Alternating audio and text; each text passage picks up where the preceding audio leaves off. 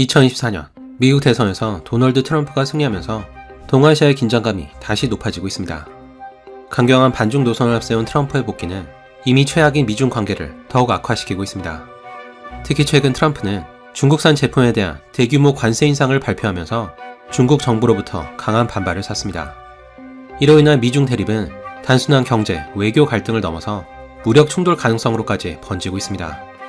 일각에선 중국이 대내외 압박을 돌파하기 위한 수단으로 대만 침공을 감행할 수도 있다는 우려가 커지고 있습니다. 만약 중국이 실제로 대만을 침공하고 미국까지 개입한다면 그 전쟁은 단순한 지역 분쟁을 넘어서 3차 세계대전으로 번질 수 있습니다.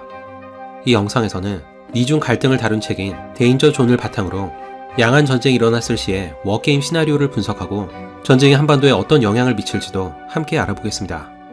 하지만 먼저 미국과 중국이 왜 대만을 놓고 일촉즉발의 위기에 놓이게 됐는지 그 배경부터 차근차근 살펴보겠습니다. 이야기는 1972년 미국의 리처드 닉슨 대통령이 중국을 방문하면서 시작됩니다. 당시 중국은 국제적으로 고립돼 있었고 그나마 우방이었던 소련과도 관계가 악화돼 무력 충돌의 가능성까지 거론될 정도였습니다. 내부적으로는 문화 대혁명의 여파로 극심한 혼란에 빠져 있었습니다. 이런 상황에서 중국은 아이러니하게도 최대의 적국이었던 미국에 손을 내밀 수밖에 없는 절박한 처지였습니다. 하지만 도움을 준 미국 역시 얻으려는 게 있었습니다. 미국은 중국과의 관계를 개선함으로써 소련을 견제할 수 있었고 장기적으로는 세계 최대 인구를 가진 중국 시장을 노릴 수 있었습니다. 또 하나의 기대는 중국이 경제적으로 개방되면 자연스럽게 공산주의를 버리고 미국이 주도하는 자유민주주의 질서에 편입될 거라는 계산이었습니다. 미국과의 적대 관계를 청산한 중국은 군사 지출을 줄이고 대신 경제 발전에 집중할 수 있었습니다. 그리고 마침내 이 기회를 제대로 활용할 수 있는 지도자가 등장합니다. 1976년 마오쩌둥이 사망하고 등소평이 실질적인 권력을 잡으면서 중국은 새로운 전환점을 맞이했습니다. 등소평은 이념보다는 실리를 중시했고 사회주의 시장 경제라는 독특한 모델을 통해서 외국의 자본과 기술을 적극적으로 받아들였습니다. 그 결과 중국은 세계의 공장으로 부상했고 수억 명의 중국인들이 빈곤에서 벗어나게 됩니다. 하지만 중국이 민주주의를 받아들일 거라는 미국의 계산은 빗나갔습니다. 중국은 경제적으로는 개방됐지만 정치적으로는 오히려 권위주의를 더욱 공고히 하면서 자유민주주의와는 다른 길을 걷게 됩니다. 결국 미국은 소련을 견제하는 것에는 성공했지만 그보다 더 큰 적을 자기 손으로 키운 셈이었습니다. 그러다 2012년 시진핑이 중국 최고 지도자 자리에 오르면서 중국은 점점 본색을 드러내기 시작했습니다. 시진핑은 중국몽을 내세우면서 중국의 국익을 앞세운 공격적인 외교 정책을 펼쳤는데 이를 전랑외교라고 부릅니다. 전랑외교의 대표적인 예가 남중국해 영유권 주장입니다. 남중국해는 전 세계 해상 무역의 약 30%가 통과하는 전략적 요충지입니다. 그런데 중국이 남중국해의 약 90%를 자국 영해라고 주장하면서 인공섬과 군사시설을 대거 건설했습니다. 당연히 주변 동남아 국가들의 강한 반발이 이어졌습니다. 하지만 중국은 동남아 국가들은 소국이니 대국인 중국을 따라야 한다는 이해하기 힘든 논리로 대응했습니다. 또 다른 사건은 2020년 중국과 인도 간의 국경 충돌입니다. 히말라야 고산지대에서 벌어진 이 충돌로 수십 명의 병사가 목숨을 잃었습니다. 놀랍게도 이 싸움에선 총 대신에 몽둥이와 못 박힌 막대기가 사용됐다고 합니다. 전문가들에 따르면 인도가 미국에 협력하는 게 마음에 들지 않았던 중국이 고의로 충돌을 일으킨 거라고 합니다. 중국의 공세는 여기서 끝나지 않습니다. 시진핑은 1대1로 프로젝트를 통해서 중국 중심의 글로벌 무역망 구축이라는 야심을 드러냈습니다. 중국은 1조 달러 이상을 투자해서 세계 곳곳에 항만과 철도, 그리고 고속도로를 건설하고 있습니다. 만약에 이 프로젝트가 중국의 의도대로 완성된다면 중국은 아시아, 유럽, 아프리카를 아우르는 초대형 경제 블록의 중심지가 됩니다. 이는 미국 중심의 기존의 세계 질서를 중국이 주도하는 질서로 재편하려는 시도입니다. 이처럼 중국은 경제와 기술 등 다양한 분야에서 미국을 앞서기 위해 수단과 방법을 가리지 않습니다. 그 과정에서 지적재산권 침해와 산업 스파이 활동까지 자행하면서 국제사회의 신뢰를 크게 훼손했습니다. 그런 사이에 중국은 미국을 적으로 만들어서는 안 된다는 외교의 제1원칙마저 저버리게 됩니다. 어느새 강력한 경쟁자로 떠오른 중국은 경제위기에 처한 미국과 여러 국가들로부터 견제를 받고 있습니다. 게다가 중국의 공격적인 팽창주의는 오히려 반중국 정서를 부채질할 뿐입니다. 특히 2017년 미국 대통령에 당선된 도널드 트럼프는 중국이 미국을 갈취하고 있다면서 노골적으로 비난했습니다. 그 결과 수천 건에 달하는 무역 제재가 중국 기업에 부과됐고 반도체와 같은 핵심 산업에 대한 접근성도 차단됐습니다. 결국 중국은 자국의 경제 성장을 가능하게 했던 우호적인 국제 환경을 스스로 무너뜨린 셈이었습니다. 하지만 중국의 장래가 어두운 가장 큰 이유는 심각한 인구 감소입니다. 지난 40년 동안 중국의 인구 구조는 경제학자들이 꿈꿔온 이상적인 형태였습니다. 2000년대 초반 중국은 65세 이상 노인 1명당 생산 가능 연령의 성인이 10명에 달했는데 이는 세계 평균의 2배였습니다. 하지만 인구가 지나치게 늘어나는 걸 우려한 중국 정부는 악명 높은 한자녀 정책을 실시했고 그 결과 중국은 인구 고갈의 위기에 직면하게 됩니다. 더 큰 문제는 오랜 남아 선호 사상으로 인해 수많은 여자아이가 낙태되면서 여성 인구가 절대적으로 부족해졌다는 점입니다. 오늘날 중국에는 비슷한 연령대의 미혼 여성보다 약 4천만 명이나 많은 독신 남성이 존재합니다. 그래서 일각에서는 중국이 과잉 남성 인구를 해소하기 위해서 일부러 전쟁을 일으켜야 한다는 말까지 나오고 있습니다. 현재 추세대로라면 2060년대쯤 중국 인구는 지금의 절반으로 줄어들 거라는 전망도 있습니다. 그로 인한 경제적 충격은 상상하기조차 어렵습니다. 중국 정부도 이 문제를 인지하고 있지만 사실상 뾰족한 해법이 없습니다. 더 큰 문제는 인구 감소가 본격화되기도 전에 중국 경제의 성장 동력이 이미 꺼지고 있다는 것입니다. 중국 정부는 매년 경제 성장률을 발표하고 있지만 많은 전문가들은 그 수치를 신뢰하기 어렵다고 지적합니다. 중국은 3조 달러에 달하는 막대한 외환 보유고를 갖고 있다고 알려졌습니다. 하지만 이는 전체 부채의 10분의 1에도 미치지 못합니다. 만약 중국에서 금융위기가 발생한다면 1980년대 일본의 버블 붕괴보다 훨씬 심각한 불황이 닥칠 수 있다는 우려가 있습니다. 그리고 경제가 무너지면 중국 공산당의 통치 정당성 자체가 흔들릴 수 있습니다. 1970년대 이후 중국 공산당의 정당성은 단 하나의 사회 계약에서 나왔습니다. 국민에게 부를 보장하는 대신에 공산당이 절대 권력을 유지한다. 선거도 언론의 자유도 없지만 경제 성장으로 모든 걸 덮었던 체제였습니다. 하지만 이제 성장이 멈춘다면 공산당은 다시 탄압과 통제를 앞세운 과거로 돌아갈 가능성이 있습니다. 권위주의 정권은 국민의 자발적인 동의를 얻지 못하기 때문에 본질적으로 불안정합니다. 경제적 보상이 사라지면 시민들은 자연스럽게 더 많은 자유와 민주주의를 요구하게 됩니다. 바로 이 점 때문에 민주주의 국가의 존재 자체가 권위주의 체제의 정통성을 위협하는 요소가 됩니다. 민주주의와 권위주의 간의 이념 전쟁 속에서 중국은 체제를 소화하기 위해 더 정교한 감시와 통제 수단을 꺼내들었습니다. 중국은 AI, 빅데이터, 생체인식 등 첨단 기술을 활용해 감시체계를 더 정교하게 만들었습니다.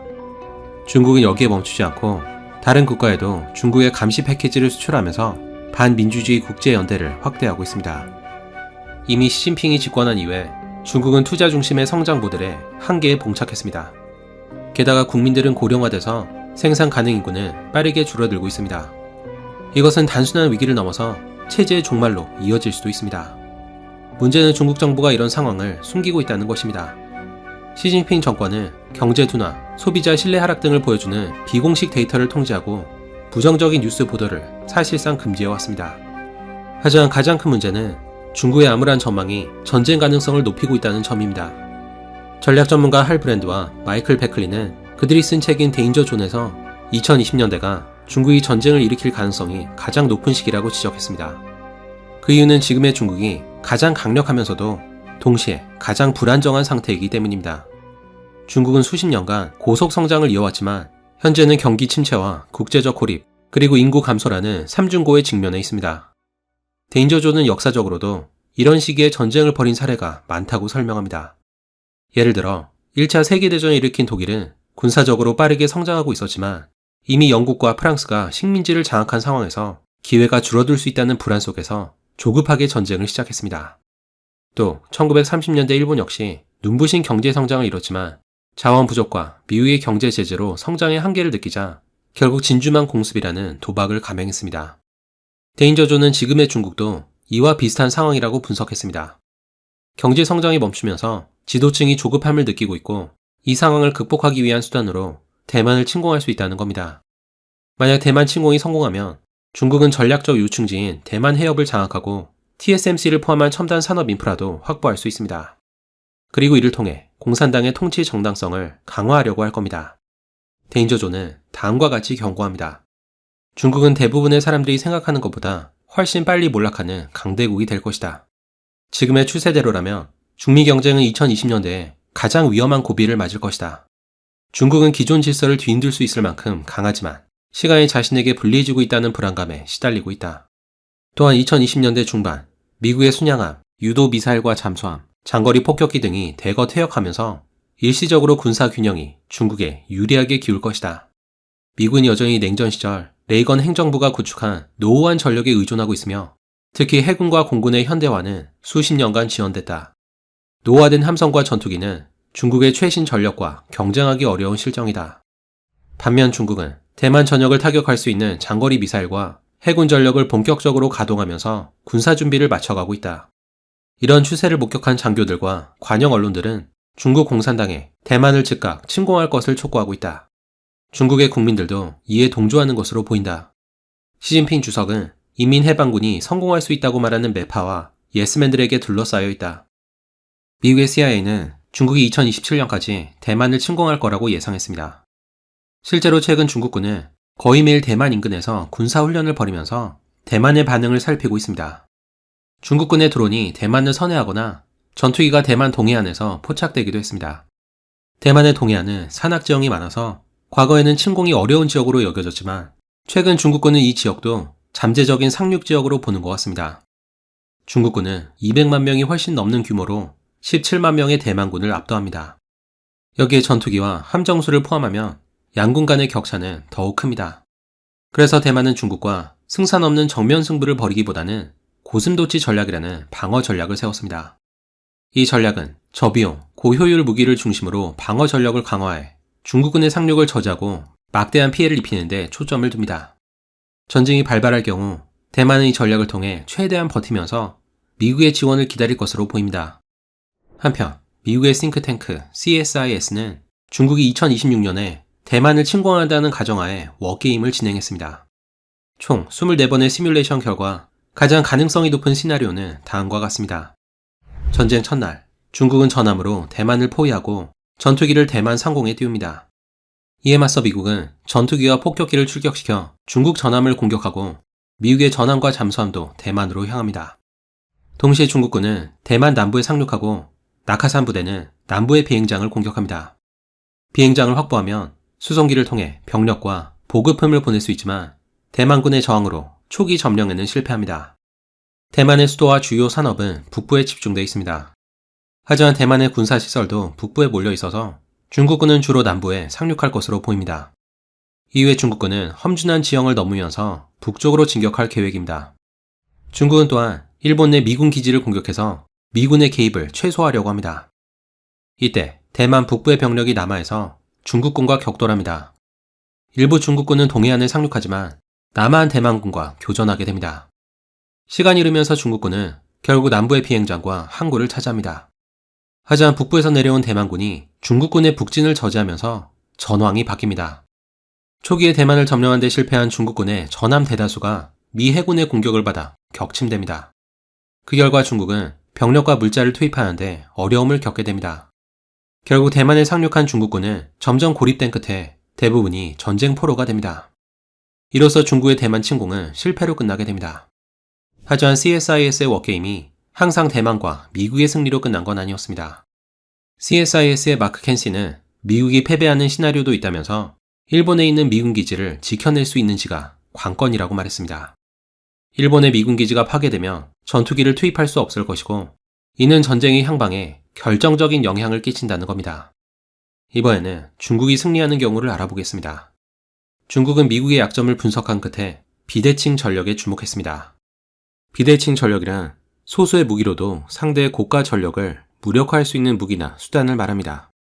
그 대표적인 예가 극초음속 미사일입니다. 항공모함 한 척의 가격은 약 130억 달러에 이르지만 극초음속 미사일은 약 1000만 달러에 불과합니다.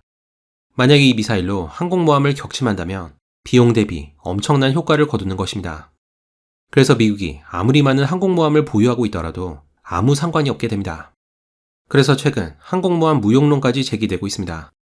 중국은 이처럼 비싸고 덩치 큰 무기를 선호하는 미국과는 달리 저비용, 고효율 무기 개발에 집중하고 있습니다.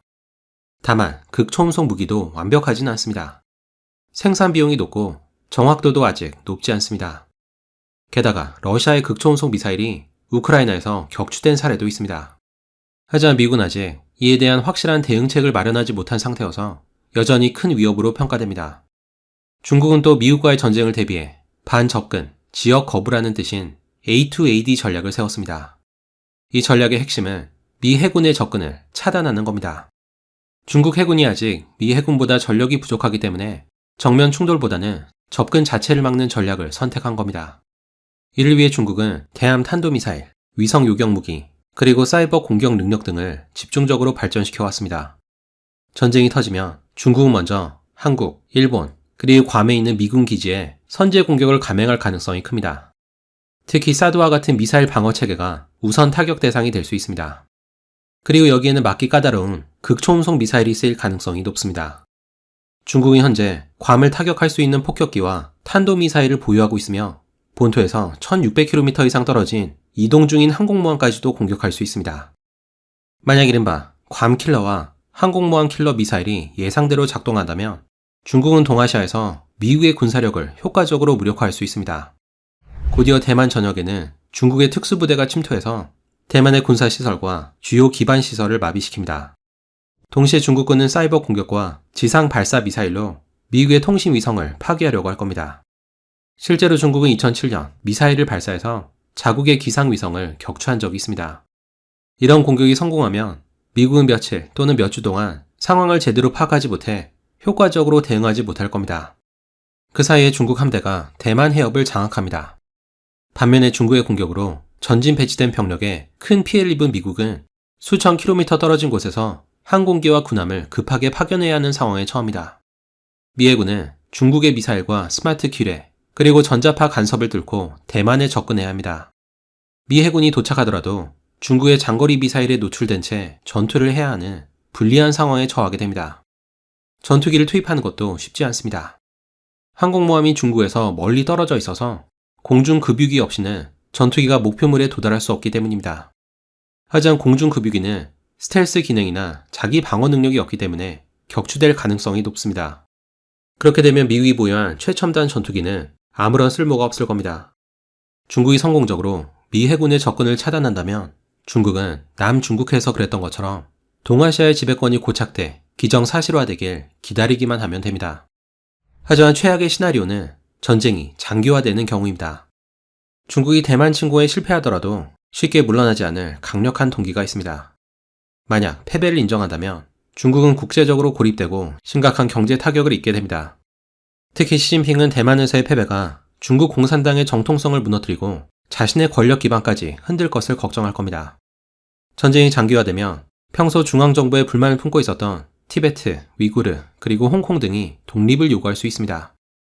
그러면 중국이 여러 세력으로 쪼개져 내분을 겪을 수도 있습니다. 궁지에 몰린 중국은 위기를 돌파하기 위해서 러시아와 군사동맹을 강화할 가능성이 높습니다. 그렇게 되면 미국은 두 개의 핵무장 강대국과 동시에 맞서는 초유의 안보 위협에 직면하게 됩니다. 현재 미국의 군사력으로는 하나의 전면전에 대응하기에도 빠듯하다는 평가가 나오고 있습니다. 그렇다고 중국의 상황이 미국보다 더 나은 건 아닙니다. 중국은 일본과 베트남, 인도, 그리고 필리핀 등 적대적인 이웃에 둘러싸여 있고 이들 대부분은 중국보다는 미국의 편에 설 가능성이 큽니다. 미국은 이들 외에도 수많은 동맹국을 갖고 있습니다. 하지만 미국의 동맹국 대부분은 직접적인 군사 개입에는 소극적인 태도를 보이고 있어서 이들이 실제로 얼마나 도움이 될지는 미지수입니다.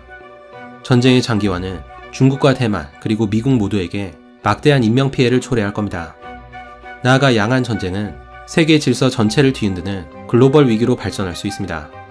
세계 최첨단 반도체의 90% 이상을 생산하는 대만 TSMC가 타격을 받는다면 글로벌 공급망은 심각한 충격을 받을 겁니다. 대만 해협이 봉쇄되면 국제 해상 물류도 큰 타격을 입게 됩니다. 한국 역시 양안 전쟁에 직접적인 영향권에 있습니다. 대만에는 비극적이지만 TSMC가 마비될 경우 삼성전자와 SK 하이닉스 등 한국의 반도체 기업은 단기적인 반사 이익을 얻을 수 있습니다. 거기에 무기 수요도 폭증하면서 한국의 방산기업이 이익을 볼 가능성이 큽니다. 게다가 서울이 홍콩을 대신해서 동아시아의 새로운 금융 중심지로 부상할 수도 있습니다. 하지만 전쟁은 한국에도 결코 반가운 일이 아닙니다.